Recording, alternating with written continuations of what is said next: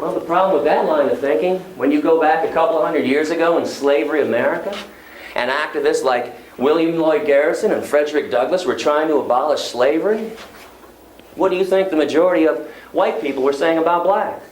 Oh, come on, they're just blacks. They don't look like us. They don't act like us. So they don't deserve any moral consideration whatsoever. They don't deserve their right to be free and their right to bodily integrity. Go back 87 years ago, before the 19th Amendment was enacted giving women the right to vote. When women were trying to obtain their equal say in society, what do you think the men were constantly saying? Oh, come on, they're just women. They don't look like us. They don't act like us. Not as smart as we are. Not as strong as we are. I always love that form of logic from men. Not as strong as we are. So they don't deserve their equal say in society? The moment we start playing this asinine fill-in-the-blank game. Fill-in-the-blank game goes like this. They're just blacks, they're just women, they're just homosexuals, oh, they're just immigrants, they're just Mexicans, they're just Iraqis, they're just animals, they're just cows, and they're just fish. It is an asinine, stupid, and invalid excuse to harm somebody else. To commit acts of cruelty and injustice against someone else. Peaceful, compassionate ways of being unjust do not exist. And that's because violence is violence. Cruelty is cruelty, discrimination is discrimination, and premeditated murder is premeditated murder, even if the victims only walk on all fours and have fur and feathers and horns and beaks or gills. So the way we treat the animals and each other doesn't even shock me anymore. What's shocking is that the masses are always shocked when they're accused of acting inappropriately. It took 400 years to convince white people in America not to own black people. And another 100 years on top of that to end segregation. And if somebody wants to hang out after class and explain to me why those abolitions didn't take 2 seconds, I'd love to hear about it.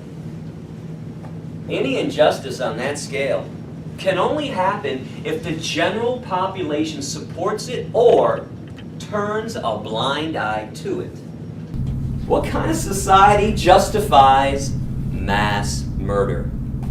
Stop thinking that animals aren't victims because they aren't human. It's the mindset of the victimizer that's wrong, and this is what needs to be examined and corrected, because it never changes no matter who the victim is. Have you noticed it always goes something like this? No, you don't count. No, you don't matter. No, I'm more important than you. No, I laugh at the suffering I inflict on you. I'll kill you and your family whenever I want, however I want. Prove to me why I should be kind to you. It is not your right to deny someone else their freedom and their rights, so you can harm them, enslave them, and kill them. That's not what rights are about. That's injustice. There is no counter-argument to veganism. Accept it.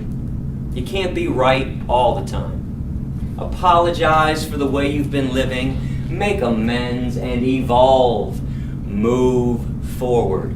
Now, all throughout history, there's a pretty good reason why most people, most good people, have always been on the wrong side of what's right.